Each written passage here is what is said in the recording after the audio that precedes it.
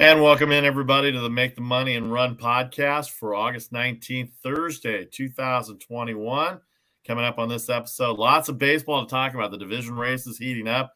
And how about those wildcard races? And did you see what Shoei Ohtani did yesterday? We'll get to all that and more.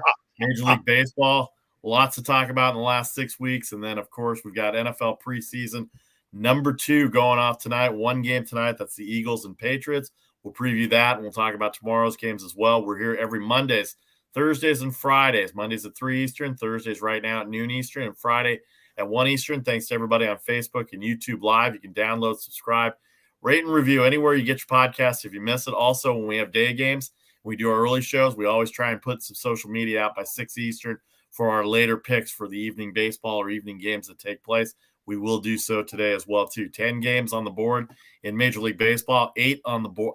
10 games playing tonight, 8 on the board right now. The other 2 we'll discuss in a little bit. We're sponsored by Britannia Arms of Cupertino, Silicon Valley's oldest British restaurant and pub since 1981. Check them out at BritanniaArmsDianza.com. You can reach them at 408-257-7262, BritanniaArmsDianza.com. Hello, Charlie O. How are you?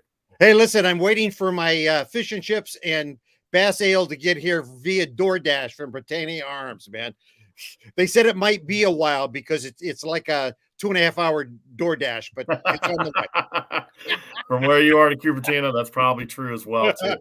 Thanks to everybody on Facebook Live and YouTube Live for all the comments. If you saw the Bill Lasky interview the other day, we didn't have a show on Monday, but we had the interview with Bill Lasky talking about San Francisco Giants, the NL West, and baseball in general. Really good insight from Bill, who does a great job on the weekends with his San Francisco Giants analysis on his post-game show. But first, we start with the NFL. We didn't have a show, Charlie, since last Friday, so these are some of the recaps from last week. What a good game it was. I mean, it was bad football, but there were some exciting games. Kansas City beat the 49ers on the last series of downs for the Chiefs. Vegas ended up looking pretty good defensively over Seattle. Again, none of the main players played after the first series or couple of series. Kind of unfair for backups to come in because they don't have the number 1 offensive line, so that kind of hurt a few people. I'm really fired up about the Chargers this year. Justin Herbert, hopefully he stays healthy. Their defense is improved. Brandon Staley will help Justin Herbert, former quarterbacks coach of the Rams. They beat the Rams last week. Jets beat the Giants. Texans over Green Bay. What kind of year is Houston going to have? See, probably not a very good year, but it's good to get off to a good start for Dave Culley and the Houston Texans. Baltimore over New Orleans. That was a pretty good game, too. I caught most of it. Cleveland beat Jacksonville, and then Denver blast Minnesota. Minnesota's got all sorts of internal problems right now. And Indiana last Sunday beat Carolina on a field goal. Charlie, your thoughts from week 1 of the preseason? I know there's not a lot to go on, but I'm sure we had some things going on going into it. Well, I think it was fun to see the new draftees, the new quarterbacks in particular, because they're high profile and we knew about them coming in. And, you know, there were sparks. There were moments that were exciting. I'm a little tired of hearing how Justin Fields is going to be the best quarterback in the history of the Chicago Bears. You know, Bears fans, God love them. You know, they're so desperate for moments of success that I'm just trying to calm them all down. You know, Trey Lance had some moments where he looked fantastic. That one pass play where he rolled out and had an 80-yard pass play, he looked great. Other moments, he looked like a guy that came out of the Football Bowl series and was, you know, deer in the headlights, which is exactly what we expected him to look like. You know, these guys, these guys have been in practice, and now they got out and they were on the field and they found out just how fast the NFL game is. And that's why you do preseason. So there were moments of brilliance and there were moments that were totally ugly. And that's exactly why you do preseason. And you're absolutely right. The backups, those poor guys, you know, because they wind up with the guys that were drafted in the 7th round on the line going, wow, you know, that guy was pretty fast. And the quarterback's on his back going, they're not paying me enough. Yeah. So, you know, I mean, but there are things, you know, it was nice to see the Chargers look like they've got some excitement. I think the Chargers, you know, now that the Chargers have a guy that's a head coach, that's a defensive guy, I think that their defense is going to look different, and that's one of the things that they really need. They had a good offense, they just had no defense, and I think that that's going to make a big difference there. I'm not worried about the Rams at this point losing a preseason game. That's not an indicator of what their season is going to be. We see some of the go back and forth about who's going to be the starting quarterback. All those kinds of things are coming together. Who's going to be the starter in Jacksonville? All of those kinds of things that are going back and forth. We'll know more because of there being only three preseason games. We're going to know more after this week. And of course, next week, the rubber will start hitting the road. So, it was just fun to have a lot of football. I mean, wasn't it a nice diversion? Yeah, it was great. It was great to watch some of the NFL. I taped most of the replays, so I was able to stay up during the middle of the night when I was getting some work done and be able to watch it and see some of the names that you're going to hear about. Obviously, the outcomes don't matter in terms of the games, but some of the things that happen. Trey Lance looked pretty good. He had some bad throws. The game was faster for him. Kansas City ran it down, the 49ers fifth-string defense at the end of the game. Those of you that are betting on preseason football, if you really, really know what you're doing, fire away. Or if you want to throw some pizza money out there, that's fine too. There were some games. Yeah, there were some games that ended up on the bad end, depending on who you took. I know the 49ers were covering until the last series down the end, and then the Chargers ended up covering their 3.5 against the Rams. Cincinnati, their defense looked actually really good, except that they lost. But Cincinnati's defense, their front line is really good. If they can stop anybody on defense, their offense, and Joe Burrow coming back from his injury last year. Pittsburgh, Roethlisberger is going to look good this year. A lot of people have already put Ben Roethlisberger, including Adam Schefter and his fantasy football gurus over at ESPN, and said that he's a tier 3 quarterback. He might be a tier 3 quarterback, but he had no running game last year. And now Najee Harris looked pretty good in the Hall of Fame game, and he looked good last week. They may be ahead of the ball because they've had 2 games this year, and Ben has not played. Big Ben has not played the first 2 games yet. What do you do in Washington? You got Taylor Heineke. You had a great playoff run for the Washington football team. Ryan Fitzpatrick is there as well, so that's going to be a pretty interesting battle there for Ron Rivera. I think his defense has stepped up. The division wasn't great last year. We all know how bad the division was. The Cowboys are talking about no preseason for Dak Prescott. He's working on his shoulder injury, coming back. Don't know if he really needs to be there, but it'd be nice to get him some repetition. I'm sure that's what practice is for. And Saquon Barkley coming back off his major injury last year. They're not sure if he's going to be back for week 1, but they are pretty sure that he's coming back in week 1. More notes of the NFL. Aaron Rodgers doesn't want a farewell tour. He says this is not going to be his last year. Minnesota. Neither is anybody else. Yeah, Shut I know. up, Aaron Rodgers. I'm tired of it. Well, they keep asking him the questions. I'll give him the benefit of the doubt because he is the guy that they're asking. Minnesota is internally combustible. Matthew Stafford, another quarterback who may not play at all. And who's the quarterback in New Orleans? The NFL West. A lot of people think all 4 teams are Super Bowl contenders. I don't know how there's going to be more than one team out of that division with everybody beating themselves up. What's the hype in Arizona? And is Russ going to have a big year in 2021? I say yes. Charlie, NFL notes. What are you taking in going into week 2 and week 3 of the preseason? By the way, Charlie, one more thing. There's 2 weeks between week 3 and opening week of the season because they're not going to go Labor Day. So that's going to get more combined practices. And what do you think about these combined practices by both teams? Well, it's interesting. I heard Shanahan, and we, by being where we are in Northern California, we hear a lot about things from the 49ers. We still hear a lot from the Raiders because the Raiders, having been in Oakland, we still have a ton of Raiders fans in this area. So we get a lot of Raiders news. And I've heard Shanahan and Gruden talk about it, and they say it's great for the teams because it lets them see somebody else other than themselves. So in essence, it's kind of like having spring training. You don't just have inter squad. You get to go up against somebody different. You get to see somebody else other than yourself, other schemes, other things. And the deal is, and I loved it. I forget who said it, but they keep it under a dome, and it's kind of like what happens in Fight Club stays in Fight Club. So I love that concept. So I think it's good for him. It gives him somebody else to compete against, kind of gives him some adrenaline to keep things going. So I think that part of it is really good. As far as what we're seeing, I really am concerned about the Packers as a team, about how wearing this whole Aaron Rodgers thing is going to be on the team, because psychology and mental awareness and mental attitude is important to a team. And this Rodgers thing has carried on now for the entire offseason, and it's continuing on into the season.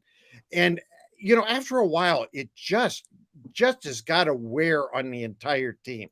And Aaron Rodgers can put an end to this. And how he can put an end to it is ask me one more question about this, and I'm not talking to you. And he can, seriously, we've seen it in the past from players and players of his stature, and the NFL will back him on this. Ask me one more question, and I'm done talking. And he can put an end to it. And he needs to do that for his team. I'm not saying that he shouldn't have his right to make a move. I'm not saying that he's wrong in his relationship with the Packers and what's going on, but for the good of his team, for the good of his fans, right now, he needs to put the kibosh on that thing and put an end to it. The other thing, talking about New Orleans, who's the quarterback in New Orleans? I still contend both of them.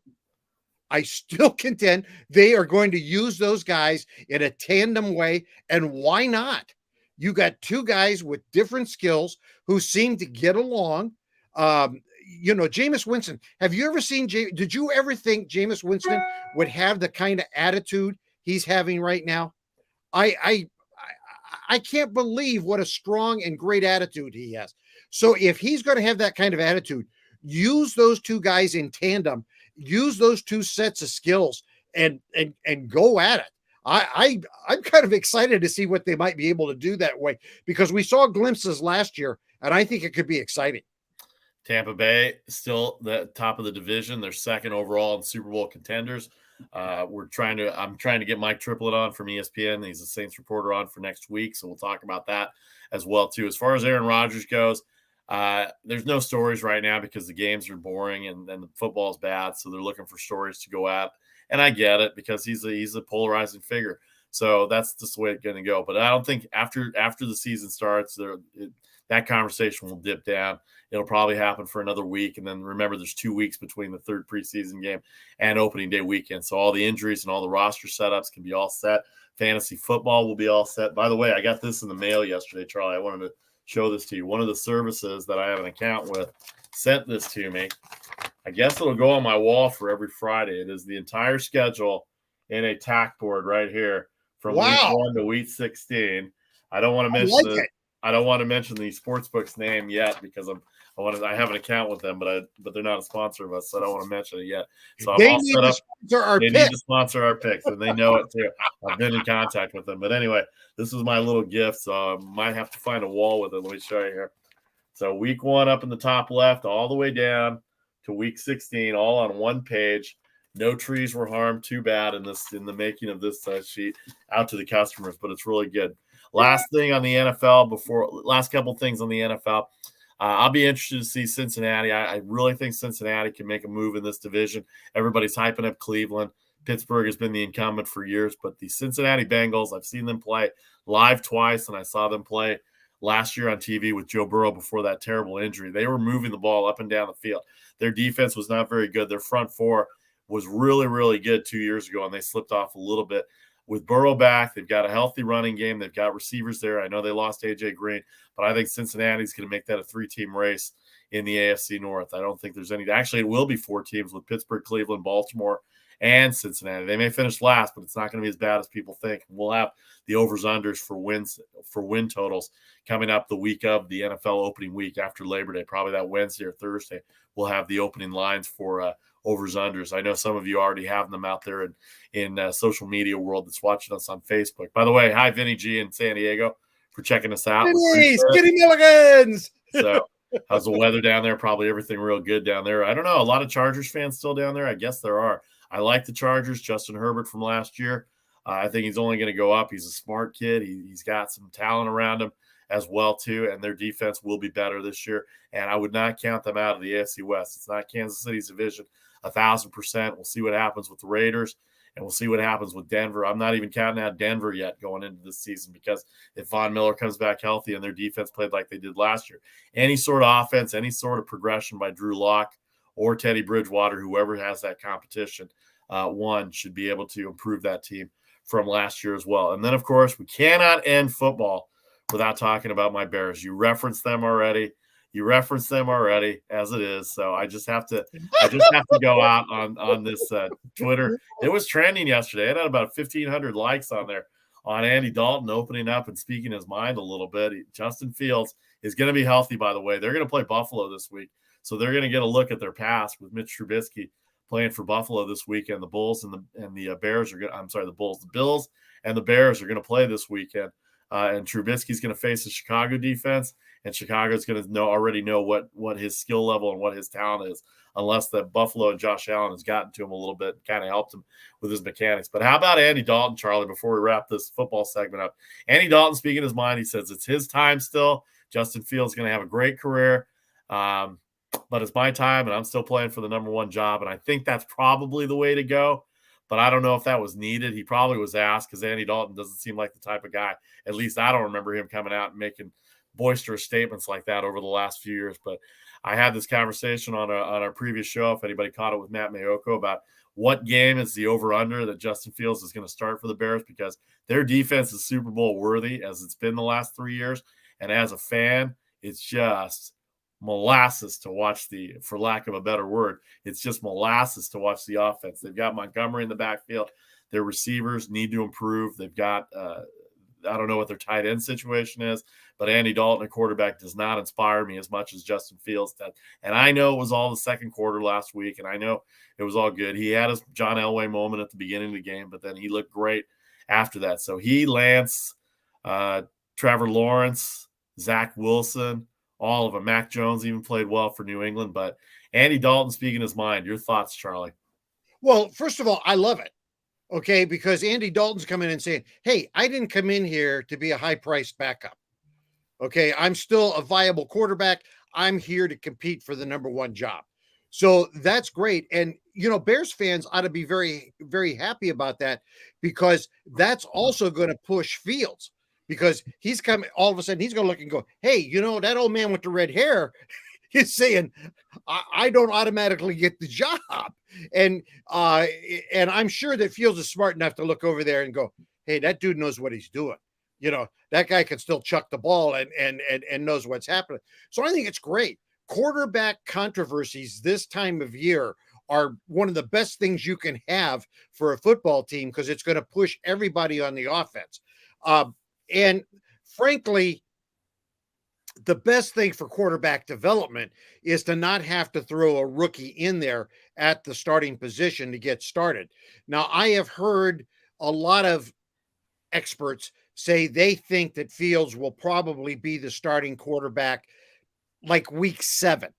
And the projection on that is primarily because they think that's where the Bears will be out of the playoffs, and that'll be a good time to put him in, or that, that just things will be going badly enough that it'll be time to make a change. For Bears fans, and I love Bears fans, and I got a lot of good friends in Chicago because I used to live back in South Bend, and I've got a lot of friends who are Bears fans. I hope that's not the case, but hey, good for Andy Dalton. Get in there and compete, good man. Red Ryder, go for it. Again, that's going to push the kid as well. We'll hit the NFL with the 2 games tomorrow as well. By the way, New England, as I saw, and I put up there, New England is favored by 1 tonight, 38 the total against the Philadelphia Eagles. Nick Sirianni, the head coach of the Eagles, looks like he's going to be a real good coach for them as well, too. So New England, Philadelphia tonight, and then 2 games tomorrow with Kansas City going up against Arizona. Mahomes and Murray will go up against each other, at least for the first quarter, probably. And then the aforementioned Washington football team. I'm not sure who their starter is going to be. Washington -5 on Cincinnati, 34.5. Obviously, Joe Burrow not playing as well too. So lots to talk about in the NFL. Week 1, by the way, my Bears open up on Sunday night against the Rams. So probably not a good idea to have Aaron Donald as your first opponent if you're going to be Justin Fields. So that's not a bad way. That's not a bad way to easily break in Justin Fields into it. All right. Thanks to everybody on Facebook and YouTube Live. Check us out every Mondays, Thursdays, and Fridays at the times you see there, Facebook and YouTube Live, 3 Eastern Mondays, Thursdays at noon, and Fridays tomorrow we'll be back at 1 Eastern. Facebook and YouTube Live, download, subscribe, rate, and review. Anywhere you get your podcast, just look for that logo up there in the corner for Make the Money and Run. And then every day that we have day games, we will try and put up social media. We'll do social media at 6 Eastern, put up any late changes or any late games. 2 baseball games not on the board tonight. Sponsored by Britannia Arms of Silicon Valley's oldest British restaurant and pub since 1981. Check out Mike and Tommy over there, BritanniaArmsDianza.com. They are getting ready for football as well, too. 408-257-7262. They will, I just found out the other day, they will cater for you. They will make deliveries for you as well, too, like everybody else right now. But their food is terrific, and their alcohol top-notch. The English beers and the British beers and all the food that goes with that as well, too. All right, we're going to take a break. 30 seconds. We're going to come back with all the baseball. 6 weeks left in the Major League Baseball season. Division races tightening up. Wildcard races tightening up. It's going to be an interesting and fascinating 6 weeks for all the divisions pretty much, and then the wildcard races as well, too. Vasu Vada Party, Charlie O with you on Facebook Live and YouTube Live. This is the Make the Money and Run podcast for Thursday, August 19th, 2021. We'll see you on the other side.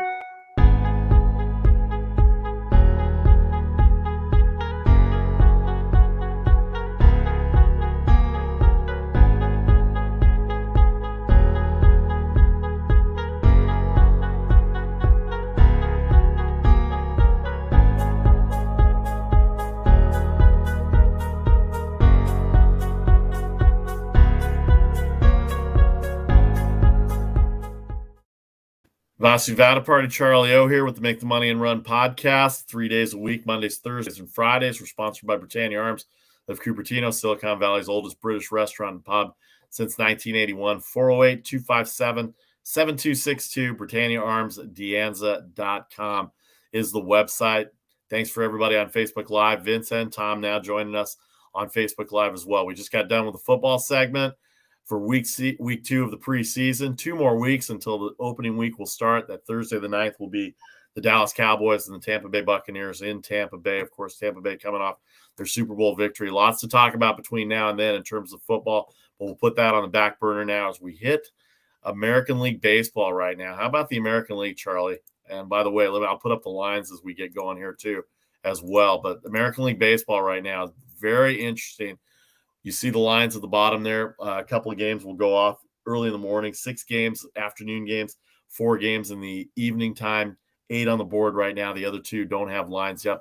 We'll give you an update at the end of the show. But Tampa Bay right now, 7-3 in their last 10. They've won 3 in a row. They're up 5 on the Yankees, who have overtaken second place from the Boston Red Sox. The Yankees are 2 up in the loss column, 1 up in the standings. They lead the wild card right now over the A's. They are 1 game up on the A's, I believe. I think 1 or 2. Yeah, 1 game. 1 game up on the A's right now. They lead the wild card. Nobody thought the Yankees were going to be there as far as the wild card setting goes. But how about the Tampa Bay Rays right now? The White Sox running away with the Central. Houston has lost 4 in a row. The A's have lost 4 in a row, so they haven't been able to gain ground. But this wild card setting in the American League, New York is 1 up on Boston, 1 up on Oakland. Oakland has the second spot. They are 2 up on Boston in the loss column, and then Seattle and Toronto round out the back half. They are 6. They are 4 back of the 3 back of the A's for the second wild card spot. I'm still impressed with Seattle. Toronto still hanging around in there. Charlie, your thoughts on the wild card before we get to the divisions? Well, one of the things is you got to try to factor in, what is the loss of Bassett going to mean to Oakland? I mean, first of all, thank goodness. Yeah, it's not worse than what it was. I mean, that was one of the ugliest comebackers that I've seen in a long time. And, that could have been an orbital thing, so many different things. And not that it's not serious, but it's not as serious as it could have been. But the loss of Bassett, wins against replacement at this point becomes a real issue for them, and what is that going to mean to them in relationship to the wild card? They've lost 4 in a row. I watched that game last night with the White Sox. In the 6th inning, they loaded the bases with no outs.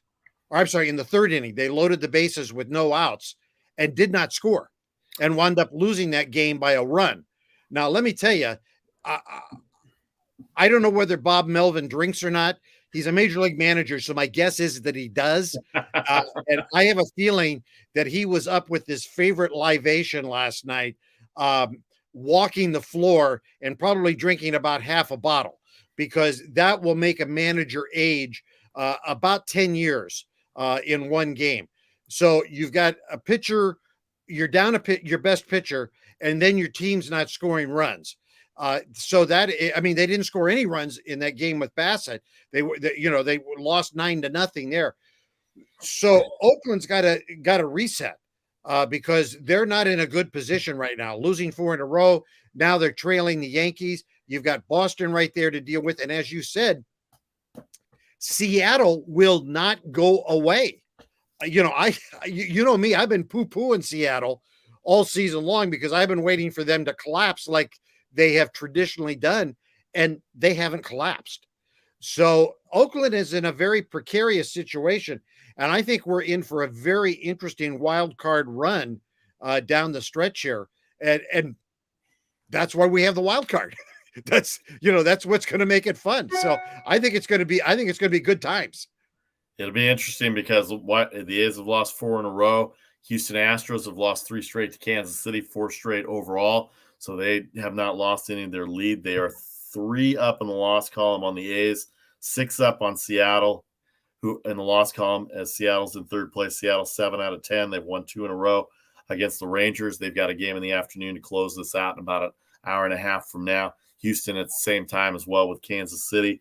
You see the lines going underneath on the ticker there. And then Oakland has a day off. And what's your reward for a 4-game losing streak? I'm sorry, Oakland plays at 11 o'clock. That's a 4-game series, 11 o'clock on the West Coast as well, too. Cole Irvin and Dylan Cease going for the A's and the White Sox, respectively. And what's your reward after coming back from Chicago? You get the best team in baseball, at least in your home park, for the weekend in the Bay Bridge Series. And those of you that have rivalry cities or rivalries going on, you know how they are, because it's as big in the Bay Area as it is anywhere else. All right, the Tampa Bay Rays lead the AL East in the division race by 5 games over the Yankees, 7 in the loss column, 6 over the Yankees, and 9 up on Toronto in the loss column. I don't see Toronto coming in back in the division race, but the Yankees and Boston's have lost 3 straight. They just got swept by the Yankees. The Yankees have Minnesota coming in. Boston has a day off, I believe, today. Yeah, they have a day off, and then they host the Texas Rangers this weekend for a 3-game series. Dane Dunning and Chris Sale, who's back for the Red Sox, may or may not make a difference right now, but it seems like the offense has gone down a little bit for Boston. Seattle, you're right about Seattle. They won't go away. They're 3 back in the wild card. The White Sox, after this sweep against the A's, I think pretty much wrapped up the Central Division.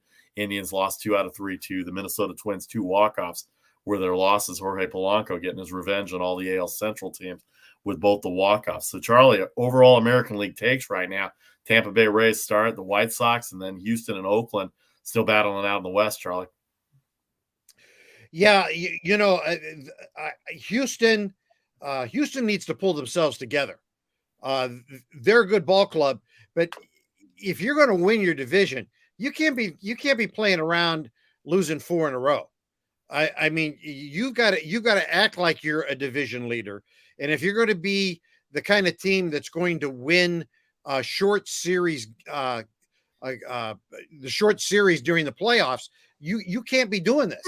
You got to be winning series now, and showing you can do that and be a factor in the playoffs. So I don't know what's going on with that team right now. They shouldn't be playing this way. They weren't playing that way earlier. So I've got to watch them a little more to see what's going on there.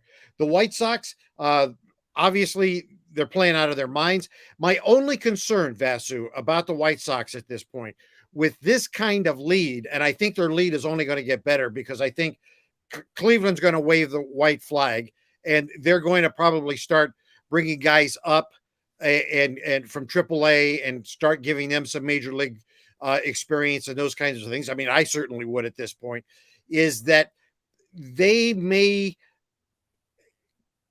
start to skate a little bit. And I worry about a team that starts to have that clinch too soon, losing a little bit of competitive edge going into the playoffs. Now, La Russa has been there before, and that's one of the advantages of having a manager like La Russa who's seen it all. So I think he'll try to help them not be there. But that always makes me a little bit nervous, particularly as a wagerer. That always makes me a little nervous when I see that. And as far as the Rays, I got to tell you, if you're going in and trying to get in a last minute little bit of futures going in there in the American League, my money'd go down on the Rays. Those guys, nobody knows anything about them because they play in Tampa Bay. Nobody pays any attention to them because they don't get any press. They don't get any play on ESPN. They do get some play on MLB Quick Pitch, but nobody but hardcores like us watch that anyway. And so, but I'm telling you, folks, they're an awesome, awesome ball club. Tampa Bay plus 800 now in the World Series updated odds to win the World Series, and plus 400 to win the American League. Of course, everybody that follows baseball pretty closely knows that they are the defending American League champions. They are on a roll right now. They have won 3 in a row. Their plus run differential is 134, and they got a good, comfortable lead on the Yankees right now, who've won 6 in a row after sweeping the Red Sox this week. The Red Sox have lost 3 in a row. Those were the 3 games against the Yankees. My take on the White Sox is pretty much similar to yours. Hendricks had a tough week against the Yankees, but they bounced back, and they've gotten 3 straight against the A's right now. And they do have a comfortable lead, but sometimes they do lack a little bit. But right now they're going well. Hendricks and Kimbrel in the back end of the bullpen. Kimbrel in the 8th and Hendricks in the 9th has been lights out. Michael Kopech has been terrific. And this is what Tony La Russa remembers from back in the 80s and early 90s with starting with building your bullpen back toward the first inning. And he's got 2 good ones. Hendricks has had a tough time. Craig Kimbrel coming over from the White Sox, I don't think he's allowed more than 1 run. Ironically, he gave up 3 runs against the Cubs last Friday. Ironically, that was his old team, a 3-run home run that turned that game around against the White Sox. But for the sake of it, the White Sox right now, 71-50, Houston 70-50, Oakland 68-53. And then there are those Tampa Bay Rays, 74 wins, 47 losses in the American League. All right, Vasivada Party, Charlie O here with you on the Make the Money and Run podcast, sponsored by Britannia Arms. Check out Britannia Arms at www.britanniaarmsdienza.com, 408-257-7262 as well. Silicon Valley's oldest British restaurant and pub going in Silicon Valley if you're out in Silicon Valley. Before we hit the National League, I want to talk about Shohei Ohtani, Charlie. How about the performance? Another performance both on the mound and hitting. Not only does he break the tie at 1 to give them the victory, it gives him the victory as well, too. 8 innings, 1 run allowed, also hits his 40th home run, his major league leading 40th home run. He's got to be the MVP candidate right now. The Angels are not playing very well. They don't have Mike Trout. Chances are Mike Trout may come back in 2 weeks. They are, like I said, they're 11 games back in the American League West in the loss column, and they're 8 back. Let me see here. 8 back of the second wild card spot, which is held by Oakland right now. Shohei Ohtani, obviously the show right now, 40 home runs. They've got guys that shouldn't be up in the top of the order that are there, like Phil Gosselin and Julio Iglesias, guys that are major leaguers, but they're not 4th, 5th, and 6th place hitters right now. And the loss of Trout has clearly hurt them. Anthony Rendon has been on the injured list as well, too. But how about Shohei Ohtani last night? And he is a Cy Young candidate now, too, with his 8-1 record, ERA about 2.1. Well, probably not enough appearances, not enough wins to be Cy Young. I mean, I would love to see it, but he's got to be, I mean, barring Vasu, something catastrophic, he's got to be MVP, right? I mean, between the pitching and the hitting, how can this guy not be the most valuable player in not just the American League, in all of baseball? It's such a phenomena. And I'm looking for an advertising agency right now to start a campaign called Free Ohtani, because I want to get him out of Anaheim. Because again, people aren't seeing this guy. We need him with the Yankees. We need him with the Dodgers. We need him with the Cubs. We need him someplace where he's going to be seen, because what he did yesterday was just beautiful. He went 8 innings yesterday, the deepest he's ever gone in a game pitching. And the pitching is phenomenal. I mean, he would be a starting pitcher on any club in the major leagues. And then you look over there and go, oh yeah, by the way, he's got 40 home runs. I've been watching baseball for 63 years, people, and I've never, ever, ever seen it. I've seen them all. I've seen Mantle. I've seen Whitey Ford. I've seen Willie Mays. I've seen Hank Aaron. I went through the Bonds there. I've never seen anything like this. And I love it. And the kid's attitude. Did you hear him yesterday? Hey, if I give up the 500th home run, he's really a neat guy. I don't care. I'd be honored to give up the 500th home run. Jack Morris yesterday on the broadcast 2 days ago. 2 days ago, did a stupid thing. Yeah. Went into an accent. He's an older guy like me, and he did a dumb thing. Yeah. So what does Ohtani do? Ohtani comes back and says, look, I'm not offended. It's okay. Now, he said, I can't control what baseball does, but it's okay. He's a Hall of Famer. It's okay. What? Wow. Yeah. Are you kidding me? And he's 24 also. This guy is just like, does he walk on water too? Who knows? He might, because he's only 24 years old. He's got 10 to 15 more years of baseball left. I don't know if the hitting goes down, he ends up becoming a pitcher later on. Doesn't look like the hitting's going down as well too. By the way, the MVP odds right now, if you want Shohei Ohtani to win the MVP, you have to lay 1,000 minus 1,000 on Ohtani to win the MVP. So that's pretty much a lock right there. The National League odds, we'll get to the National League odds when we get to the National League in a second. But Vesu, I mean, what a guy. I mean, totally. Baseball needs to make this kid the face of baseball right now. Well, I think they are right now. I think they changed the rules in the All-Star game. Clearly, he's must-see TV. They're playing the Tigers. Cabrera going for his 500th home run. They're finishing the series against the Detroit Tigers today. In fact, all the games going on today are pretty much ends of series. Angels-Tigers, a 3-game series. Orioles-Rays, 4-game series. Mariners-Rangers, 3-game series. 4 games for Houston and Kansas City. White Sox-A's, we mentioned, is a 4-game series. Philadelphia-Arizona is a 3-game series. Good matchup there. We'll get to the NL in a second. Twins-Yankees open up a new series. Marlins-Reds open up a new series. Brewers-Cardinals are finishing their series. Milwaukee on a roll here. And the Mets and Dodgers. Mets coming off at least 1 game in San Francisco. They're going to start a 4-game series in Los Angeles this weekend. But I'm with you on Ohtani. I'm with you on everything you said. He's 24 years old. He's obviously very mature for his age. It's unbelievable to me the things that he is doing. And we've watched baseball. I haven't watched as long as you, but I go back to 1977.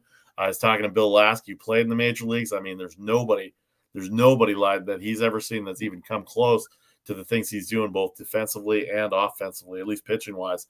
Anyway, so unbelievable of what he's doing. I mean, 1 run in 8 innings. I looked it up, Charlie. It's 8-1. His ERA is 2.71, and he's only had 2 bad starts, and that was on the road because his ERA at home is, I think, 1.70 or 1.65 at home.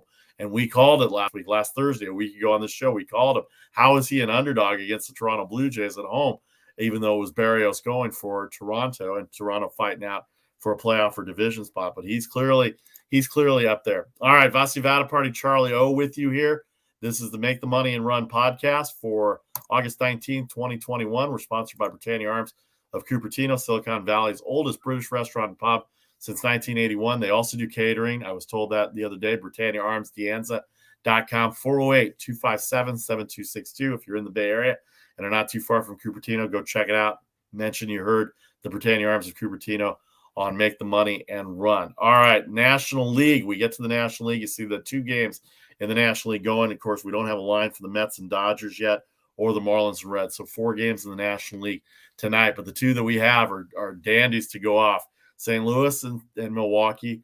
Milwaukee has won the first 2 games of the series, and then Arizona and Philadelphia. Arizona has won the first 2 games on a Phillies team that should be better than they are. But what a matchup in the afternoon. Zach Wheeler and Madison Bumgarner, who's thrown really well this last month since he came off the injury.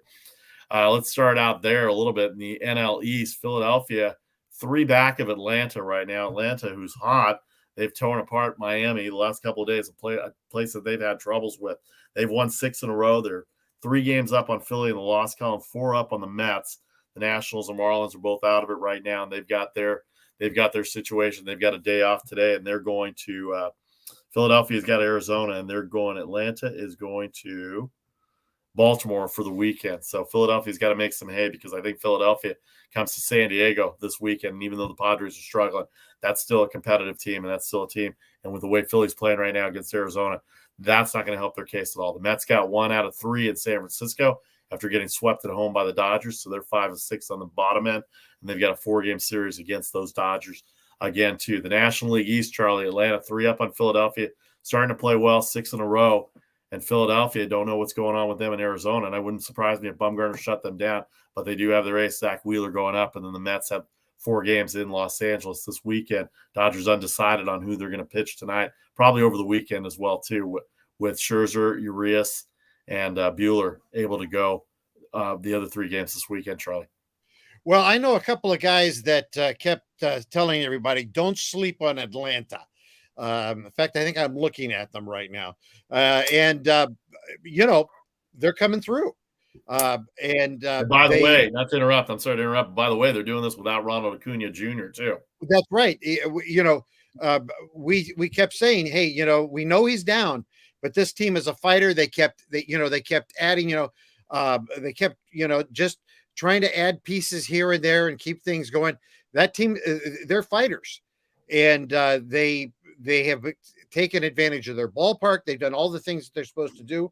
And now 6 in a row, this team knows how to win, and they're doing it. And Philly right now is being Philly.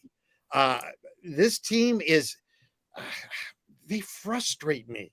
They should not be doing this, and yet they are.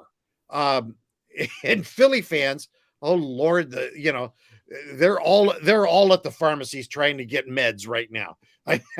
I mean, between the Phillies, the Eagles, and the 76ers, the poor Philly fans, they're a mess.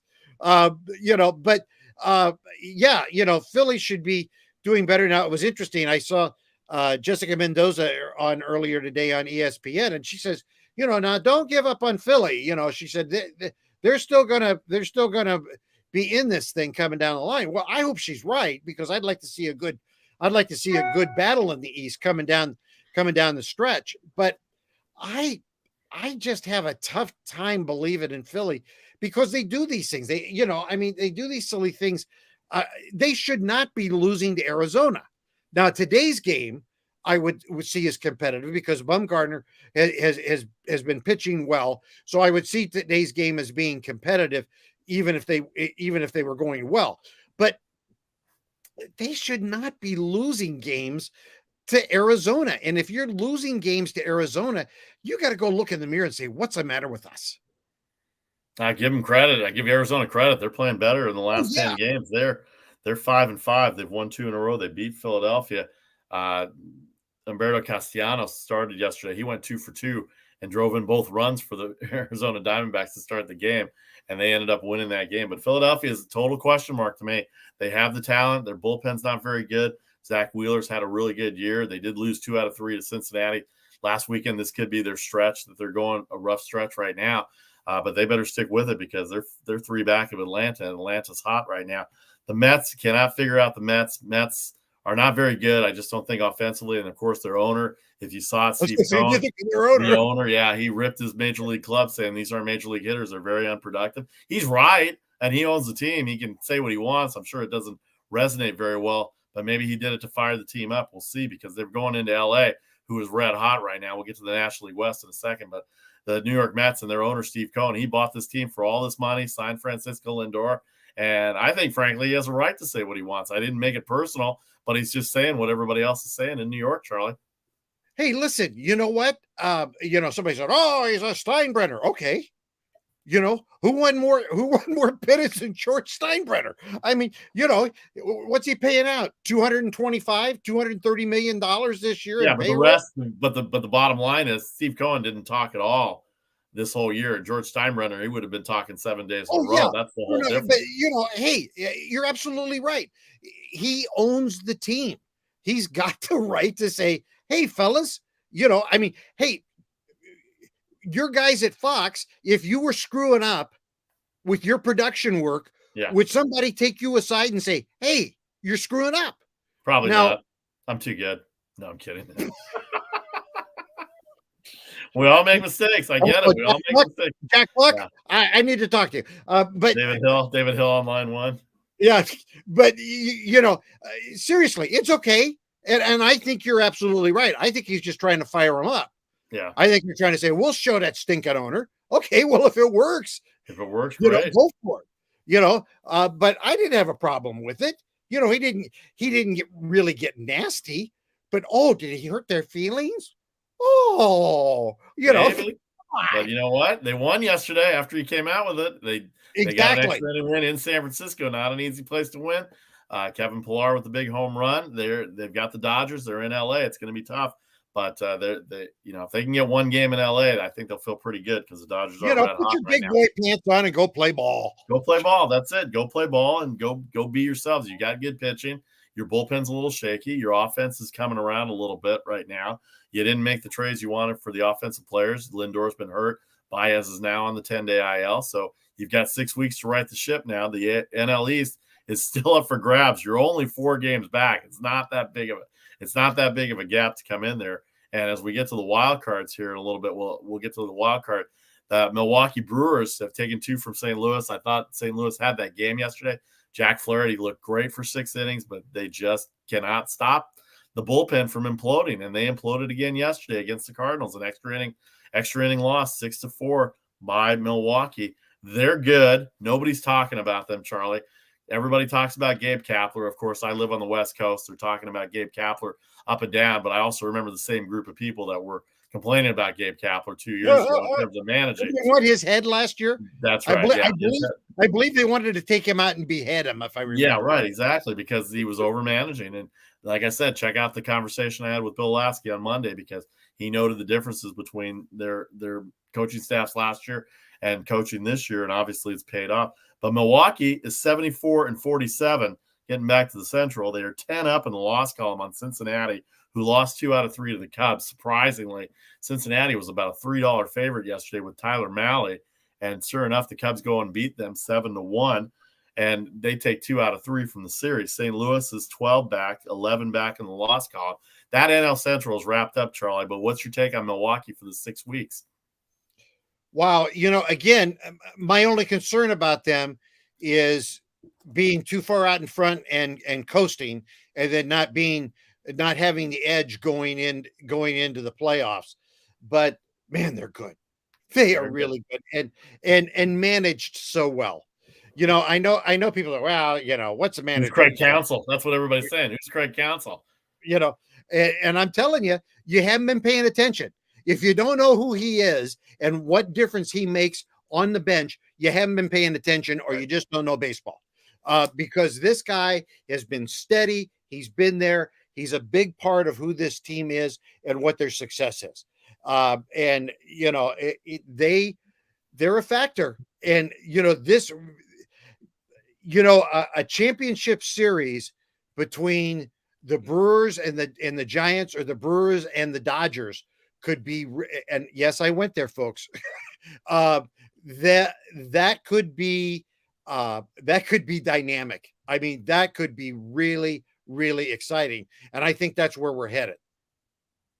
No doubt. Craig Counsell, the Milwaukee Brewers' second best record in the National League. They're tied with Tampa for second best record overall. They have the Miami Marlins. The Reds have the Marlins this weekend. Where's Milwaukee? I just saw it coming up this weekend after the St. Louis series. They've got the Washington Nationals coming in for 3 this weekend in Washington. Yeah, this will be a weekend where they should be able to feast a little bit on Nationals pitching, the only time they play the Nationals at home as well. So props to Craig Counsell. Their pitching is unbelievable. We know how good their pitching is. They added a couple of bats Their offense seems to be clicking a little bit. Escobar's had a good run. He's hitting over 300 since he joined the Brewers. But Burns, Woodruff, and Peralta, all with OPSs around 500, which is very good. Josh Hader looked good in the bullpen yesterday. He's come off the injured list or the COVID list, whatever you want to call it. And then, of course, before Hader, they've got Devin Williams with that nasty changeup. He saved the game yesterday. They brought Hader in the 10th, and he did his job. And Devin Williams shut the door down in the 12th. So they've got two closers right now, and right now they remind me of the White Sox with that pitching and the bullpen with the two closers right now. All right, moving on to the National League West. A lot to talk about in the National League West, Charlie. We got about 10 minutes in the show, so we'll hit the National League West. Giants on a roll right now. They did lose yesterday to the Mets. They took 3 out of 4 from Colorado, so they're 5 out of 7 in their last 7 games. They have a 3-game lead. This is the first time the Dodgers in a week have picked up a game. The Dodgers are 9-1 in their last 10. They beat the Pirates 9-0 yesterday. They start the series with the Mets, as we said. Giants have a day off. They will go to Oakland this weekend after going 8-2 in their last 10. So the 1-game difference. It's 3 back in the National League West. San Diego, too far gone for the West, so don't even worry about them anymore. 13 back in the loss column of the Padres, who got swept by Colorado, who, by the way, Colorado, we said this last week, Colorado, the 4th best home team in Major League Baseball. They got their 41st win at home yesterday. The problem with Colorado is they've only got 14 wins on the road. So that's the big problem. There's no home field advantage in Denver, is there? No, not at all. 41 wins, 3rd best record in Major League Baseball for home victories. Charlie, Giants, Dodgers. Dodgers have the Mets this weekend. The Giants have the Oakland A's this weekend. Should be a good series. What do we see as far as the not stepping? Bill Lasky made the point the other day. You can't take days off just because you're playing a bad team. And they kind of do a little bit every once in a while. And I don't know if it's fatigue or not, but there are no days off except for the scheduled ones you have, according to Lasky, which I believe as well, too. 3 games going into this weekend, and it all culminates on Labor Day weekend when they come into San Francisco. The Dodgers come into San Francisco for that weekend. But let's focus on this weekend right now for the Giants and A's and the Dodgers and Mets. Well, the Mets, I feel bad for because they're going to LA and the Dodgers smell blood because the Dodgers are playing well and they have gained a game and they haven't been able to gain. What'd you say? It's been what? How long has it been since they've been able to gain a game? About a week and a half because every time they win, they both lost on Saturday. And yesterday was the first time in about 10 days that in 10 games that they got a win and the Giants got a loss. So they picked up a game. So now they're looking and going, man, if all they need to do to have a successful weekend is gain one more game because you don't have to gain the whole Megillah in one weekend. But if they can come out of this weekend and gain one more game, the Giants all of a sudden are feeling a lot of heat on the back of the neck.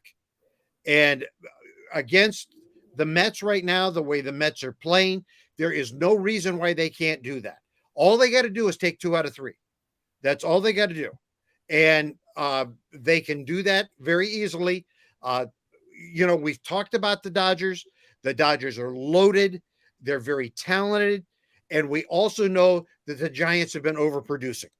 I mean, I'm in Northern California. I have a lot of friends who are Giants fans. My grandson is a diehard Giants fan. But Giants fans, let's be honest, they've been overproducing all season long. And we know that. The Dodgers loaded. The Dodgers have been underproducing. And at some point, the Dodgers are going to turn loose. And right now, folks, if you're a Giants fan, you need to be worried because the Dodgers are starting to play up to their potential. And I'm telling you, all they got to do is gain one game this weekend. Now, Giants, Oakland, always a knockdown, drag out weekend. But the weekend more important to the Giants than it is to Oakland at this point, I think. Oakland wants to do well. They are in the wild card race, and they know that. They don't want to let Houston get farther away from them. But right now, Oakland is playing his offense is so horrible, And I don't think necessarily that the Giants are the team that they're going to get healthy against. So I think that the Giants have the potential to win this series, and they need to win this series to keep the Dodgers at bay. If they don't win this series, they have serious problems with the Dodgers coming up right at them from behind. Tom on Facebook reaching out to us. Thanks, Tom. Giants need to play playoff baseball against the A's. Two things going against the Giants this weekend. They've had tough times in Oakland with the A's, even when they were good and the A's were bad, especially during the Bonds years. And the A's are coming off a really bad road streak, and they play well at home. So this is a chance for them to kind of get back into the race. Houston will have, in fact, I'll look at it right now. Houston has Kansas City today. Houston will have the Seattle Mariners, and what's going to be a good matchup for them as well, too. The Mariners are trying to make some hay in that American League West as well. All right, last couple of minutes here. The wild card, the Dodgers have clinched. They're 100. Dodgers and Giants are 100%, according to some service I saw, to be in the playoffs. The Dodgers are 10 up on San Diego in the wild card spot. They lead that. They will not blow a 10-game lead. I don't care what anybody says. San Diego, the one struggling. We talked about their Colorado struggles, their struggles on the road. They're only up a game on Cincinnati, who really had a chance to be in second place this week with Colorado hosting San Diego. Cincinnati let the Cubs come in and beat them twice. St. Louis only 2 back, even though they've lost 2 to Milwaukee. Philadelphia 3 back in the wild card, and the Mets are 4 back in the National League wild card race. Charlie, a weekend of wild card baseball. It's going to be interesting as we get close to our pick segment here. But give me your thumbnail sketch here on the wild card going into the weekend. Dodgers have New York. San Diego has Philadelphia. And Cincinnati will have Miami. St. Louis will have who do they have? St. Louis will have I don't know who they have. That's not on the board. I don't see them anywhere. I'll figure it out anyway. And then the Mets will have, and then Philadelphia and the Mets, we already said, have San Diego and Los Angeles. Go ahead, Charlie, with the wild card real quick. Well, the wild card situation right now is still crazy. The way San Diego's playing, I wouldn't be surprised at all to see them fall out of it. They just don't seem serious to me at this point. And the way they're injured, and Arrieta comes out, everybody says, thought he was going to be the savior of the universe. And then he goes down injured. I don't know if they come out and said how bad the injury is yet. To who? To Arrieta. Oh, Arrieta's been getting lit up. I'm not even sure. I don't even know why they signed him to begin with. By the way, that over-under was Colorado. Colorado over-under on San Diego was 14. It didn't get to 14 yesterday, but that's based on the Arrieta factor. So who knows how serious it is. Cole Hamels failed his physical with the Dodgers, but he's guaranteed the $1 million, so he's going to be sitting at home cashing $1 million for the Dodgers right now. It's going to be interesting, Charlie. I can feel my physical. My knees, man, I can feel my physical. But Cincinnati. I don't know. You know my feeling. I'm a Reds fan. I at this point I'm morose every time this time of the year. So I don't know. St. Louis, they should be doing better. Their bullpen's horrible. Their bullpen's horrible. St. Louis has a problem. St. Louis has Pittsburgh this weekend, so maybe they can make some hay as well, too. All right, Charlie, a minute and a half left. Let's get to our picks here on the Make Money and Run Thursday podcast. Go ahead. Listen, I like Houston minus 170 versus the Royals. I'm going to go an over-under total in that Minnesota Yankees game. I'm going to go under 10.5 just because Minnesota is so horrible with the bats. And I'm going to try a little preseason football tonight because it's game number 2. I'm going to take the Pats -1 against the awful, the horrible, disappointing Philadelphia Eagles. All right. We'll see how that goes with Charlie on the preseason football. Me, no football yet for me. Detroit, going to start in about 15 minutes against the Angels. Matt Manning has pitched well, plus 102 at home. Tampa Bay, Baltimore also going to go off in about 15 minutes, over 9 on the board. Seattle Mariners 130 at Texas. The White Sox 155 against the A's, so keep the A's struggling. Cincinnati, Miami, LA, New York not on the board. Check us out at 6 Eastern, 3 o'clock Pacific on social media. 10 games in major leagues today, 8 on the board. Check it out, and we'll get there. All right, we want to thank Britannia Arms, www.britanniaarms.com, britanniaarmsdienza.com 408-257-7262 for sponsoring us. Silicon Valley's oldest British pub and restaurant. That's going to do it for Thursday. We'll see you at 1 o'clock Eastern, 10 o'clock tomorrow on the Make the Money and Run podcast. Take care, everybody. Bill Free.